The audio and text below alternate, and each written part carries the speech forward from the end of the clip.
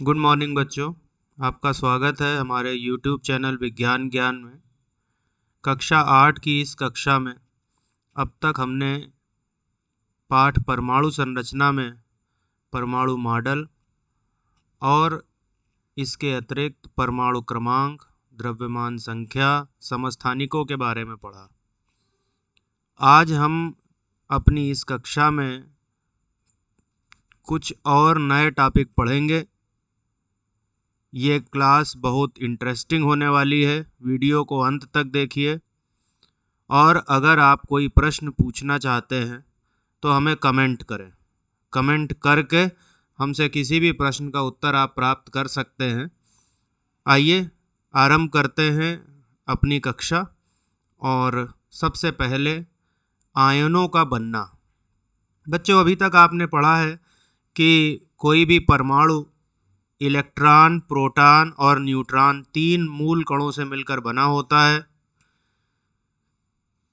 किसी भी परमाणु के नाभिक में जितने भी प्रोटॉन होते हैं उतने ही इलेक्ट्रॉन की संख्या उसके चारों ओर चक्कर लगाती है। इस प्रकार प्रोटॉनों का समस्त धनावेश इलेक्ट्रॉनों के समस्त ऋणावेश के बराबर हो जाता है और परमाणु मूल रूप से उदासीन कण होता है। परमाणु मूल रूप से उदासीन कण होता है। हम लोगों को पता है कि प्रोटॉनों पर धन आवेश होता है और इलेक्ट्रॉनों पर ऋण आवेश होता है। न्यूट्रॉन वैद्युत उदासीन कण हैं। जब हम आयनों की बात करते हैं तो आयन मुख्य तौर पर 2 प्रकार के होते हैं। पहले होते हैं धनायन और दूसरे होते हैं ऋण आयन। धन आयन को अलग अलग करें तो धन आयन मतलब ऐसा आयन जिस पर धन का आवेश है, और ऋण आयन जिसका पर ऋण का आवेश है। अंग्रेजी में इन्हें धन आयन को हम लोग कैटायन कहते हैं और ऋण आयन को हम लोग एनायन कहते हैं। तो ये जो है धन आयन को हम लोग कहते हैं कैटायन और ऋण आयन को हम लोग कहते हैं एनायन। ठीक है, कैटायन और एनायन। अब सवाल आता है कि ये किस प्रकार बनते हैं। तो धनायनों का निर्माण बाह्य इलेक्ट्रॉनों के परित्याग द्वारा होता है, जबकि ऋण आयनों का जो निर्माण है वो बाह्यतम कक्षा में इलेक्ट्रॉनों के ग्रहण से होता है। यानी यदि इलेक्ट्रॉन बाह्यतम कक्षा से त्याग दिए जाते हैं तो धनायन बनता है, और यदि बाहरी इलेक्ट्रॉन बाह्यतम कक्षा में ग्रहण कर लिए जाते हैं तो ऋण आयन बनता है। इसको आप इस तरह से लिख के भी दिखा सकते हैं। जैसे मान लीजिए कोई तत्व M है और यहाँ पर एक इलेक्ट्रॉन जो है उसका त्याग हो गया, एक इलेक्ट्रॉन निकल गया, तो ये क्या है, ये परमाणु है और ये जो है ये आयन है। अब ये आयन है, इसके ऊपर कौन सा आवेश है भाई? आवेश इसके ऊपर धन का है, इसलिए ये धन आयन है। ठीक है, तो आयन में भी ये क्या है, धन आयन है। इस तरीके से। इसी तरह से मान लीजिए कोई दूसरा परमाणु है और उसने इलेक्ट्रॉन को ग्रहण कर लिया, बाहर का इलेक्ट्रॉन था, और इसको ग्रहण करते ही ये क्या बनाएगा, इस पर एक ऋण आवेश आ जाएगा और ये बन जाएगा हमारा ऋण आयन।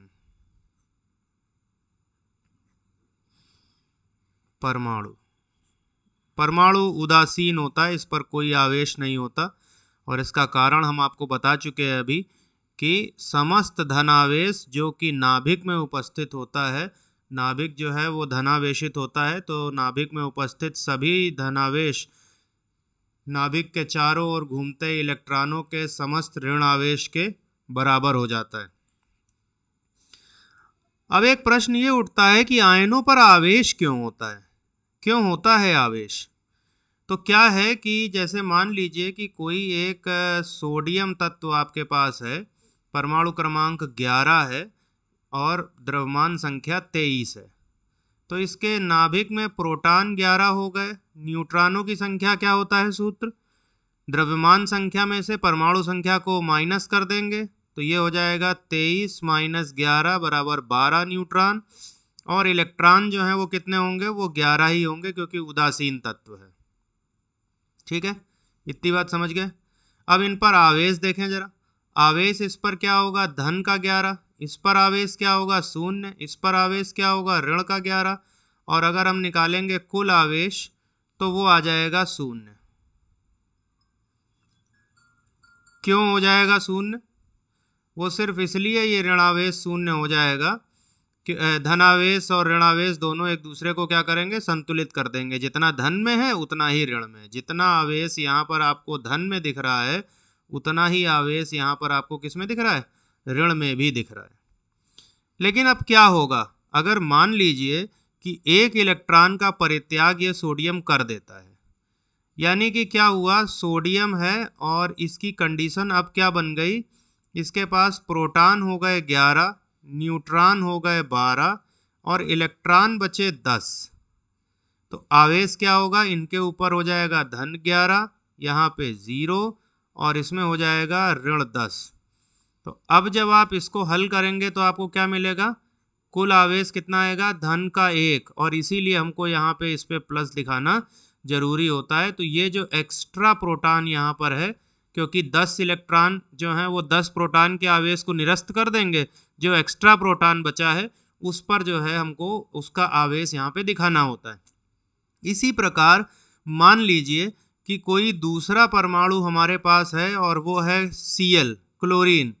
अब क्लोरीन के बारे में अगर आप समझेंगे तो भी आपको यही चीज़ देखने को मिलेगी कि क्लोरीन और क्लोराइड आयन, प्रोटॉन की संख्या यहाँ भी 17 होगी, यहाँ भी 17 होगी।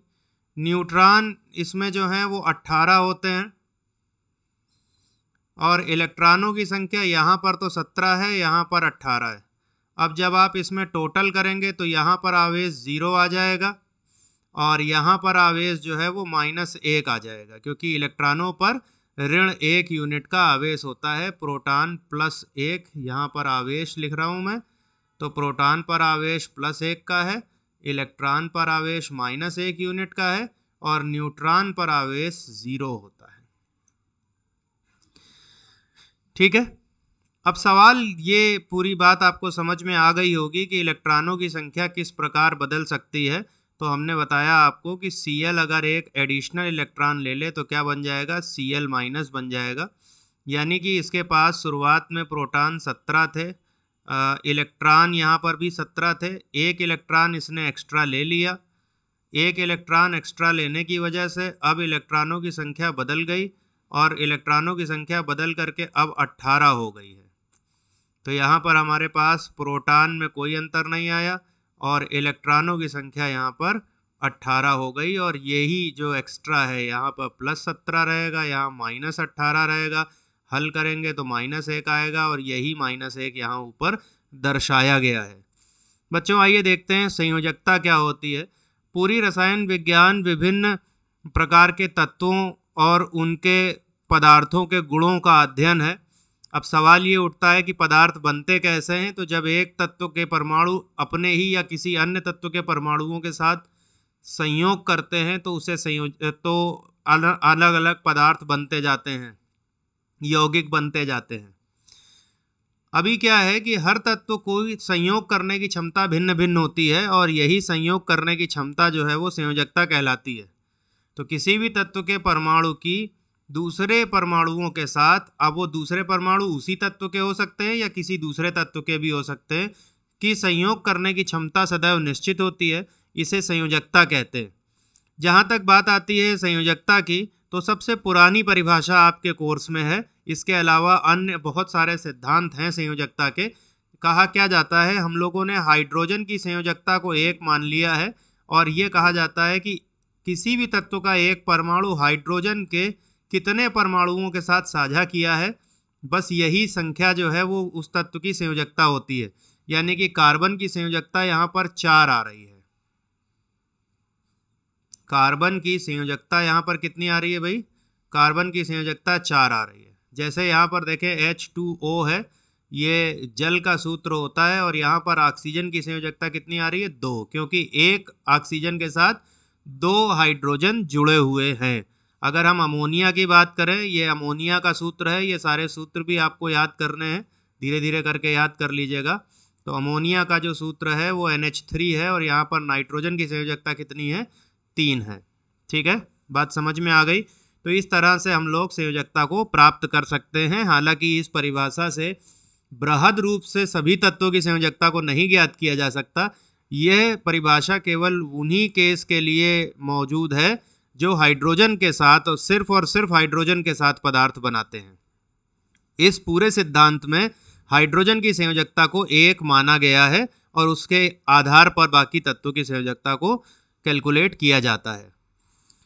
आइए देखते हैं कुछ अलग अलग पदार्थ तत्वों के नाम हैं, उनके संकेत भी आपको याद करने हैं। हाइड्रोजन और संयोजकता इसकी कितनी होगी, 1।